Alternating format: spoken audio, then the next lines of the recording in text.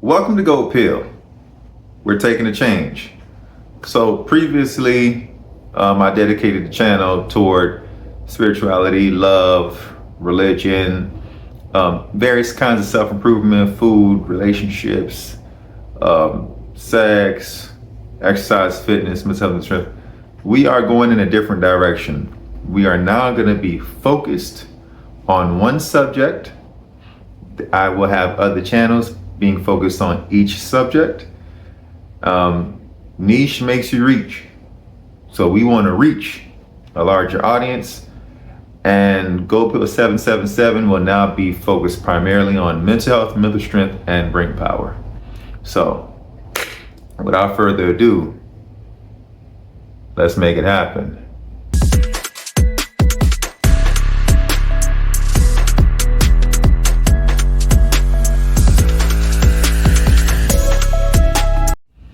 Welcome to Gold Pill. This is a YouTube channel focused on mental health, mental strength, and brain power.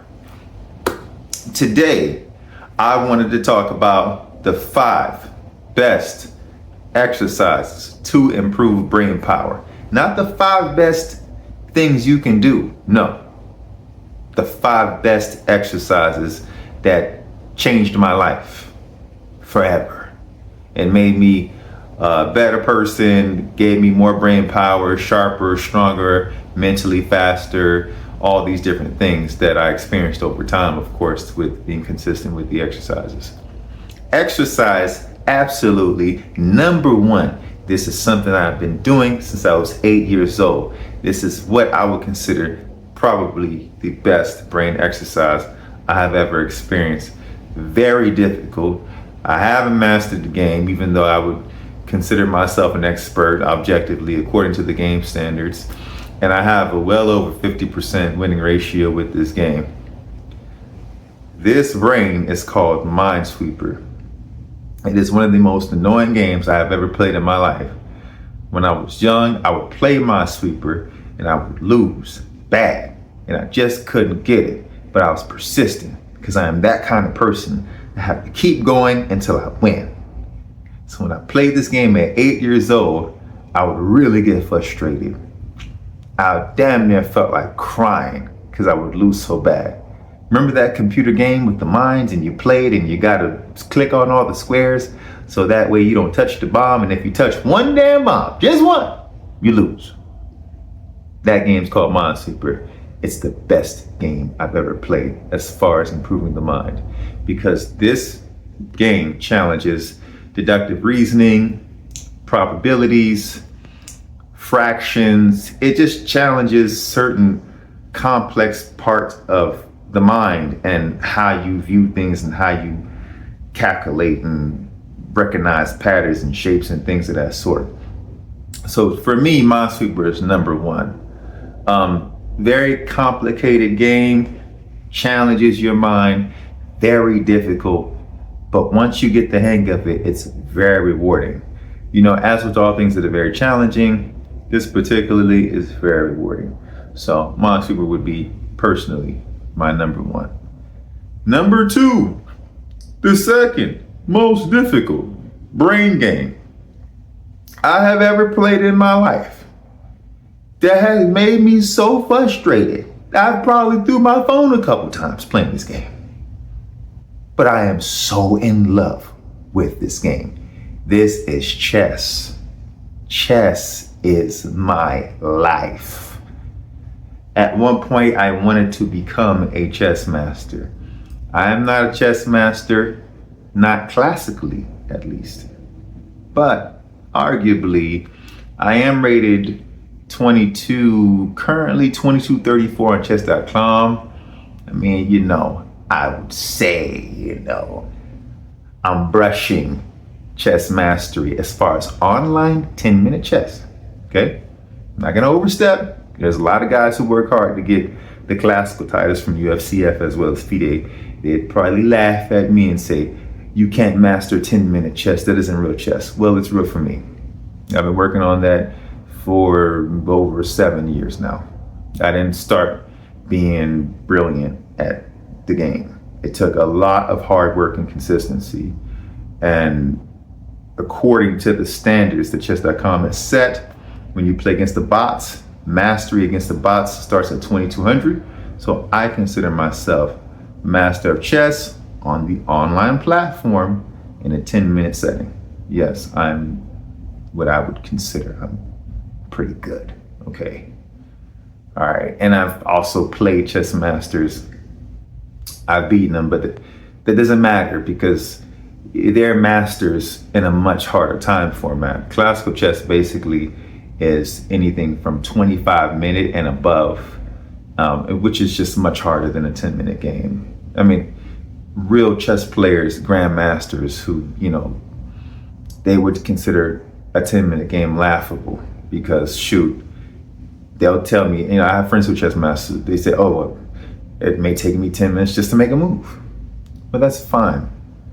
But as far as this format, as far as what I've been consistent with, as far as what I devoted myself to, I consider myself very proficient in a 10-minute online game. Now, as far as over the board in a 10-minute setting, I'm like 1100. No, my bad. I'm like 1800 UFCF.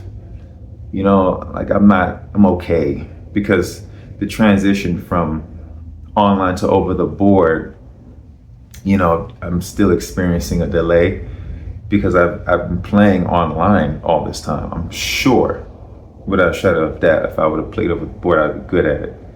But I'm not. It is what it is. Anyway, chess is life. And I love chess. And chess is the second best brain game I have ever played. It changed my life. Chess is why I make more money. Chess is why I am sharper. Chess is why I am faster. Chess is why I calculate better. Chess is why I view the world differently.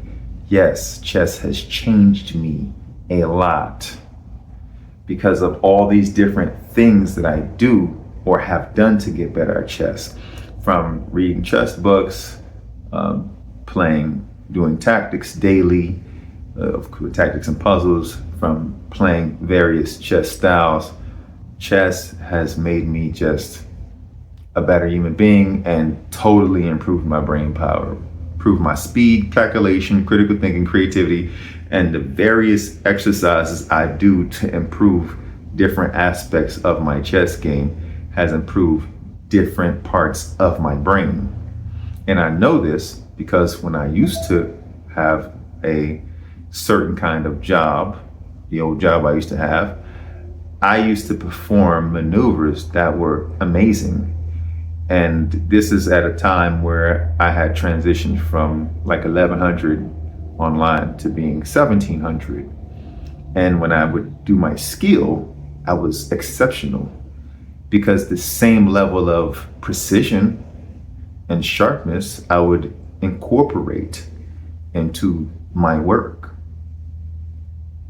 But of course, like everything in life, you cannot get the most out of chess if you do not pour a lot into it. I devoted a lot of time to it, so that's why I went from 1100 ELO to 2200. It wasn't like this.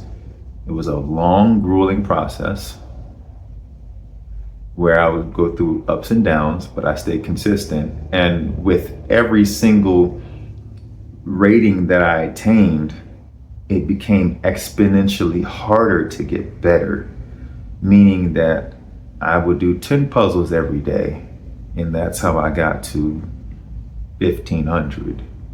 But I was stuck at 15, so I would do 20 puzzles every day, and that's how I got to 1600. And then I got to doing 30 puzzles every day, and that's how I got to 17.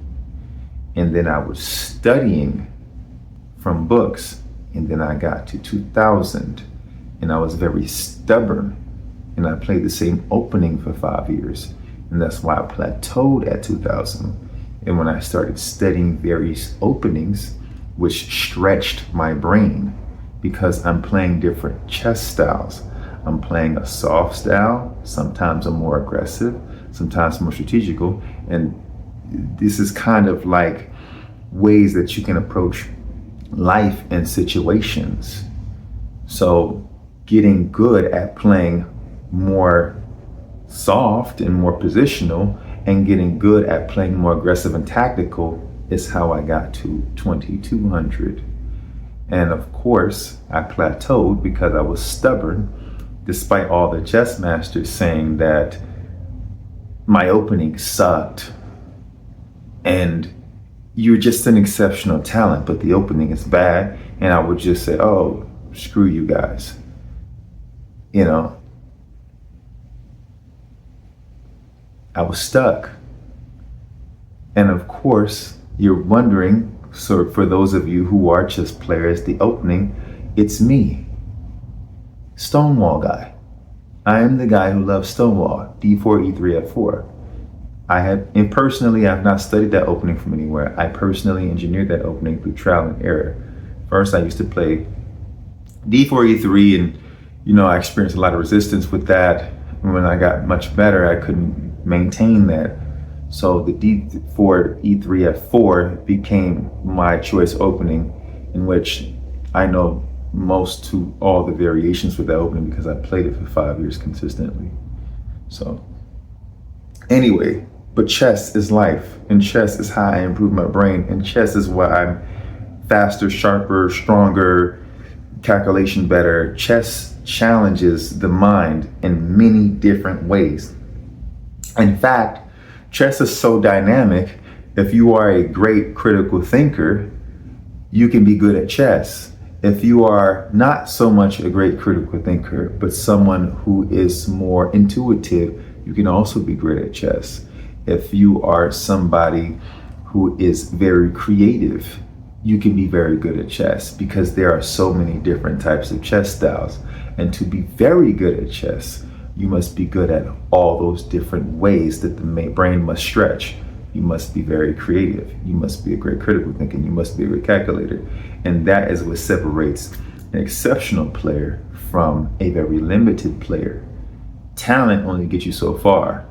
But once you start studying these different chess styles, this is why a very good chess player, it won't have one opening. They're going to have about 3 to 5. Because styles makes fights. So being very good at specific styles, recognizing what style your opponent is playing and playing to your opponent's weakness, gives you the advantage. So if you're super aggressive, then I can either play my aggressive style to see if I can overwhelm you with my style, or I can play a very slow style, frustrate you. It's like when you brawl a boxer brawler, you play the style that the person struggles with to beat them. And this is why, again, an exceptional chess player is good at many different styles, where a limited player can only play the style that they prefer. But anyway, chess is the second best brain game I have ever played, ever. And anyone who plays chess and is good at it, I would assume that this person, at minimum, is an above average intellect. At minimum. Maybe I'm wrong, because I've heard the horror stories of people being smart at chess, but dumb at life. But on average, people who play chess who are good at it are above average intellect for sure.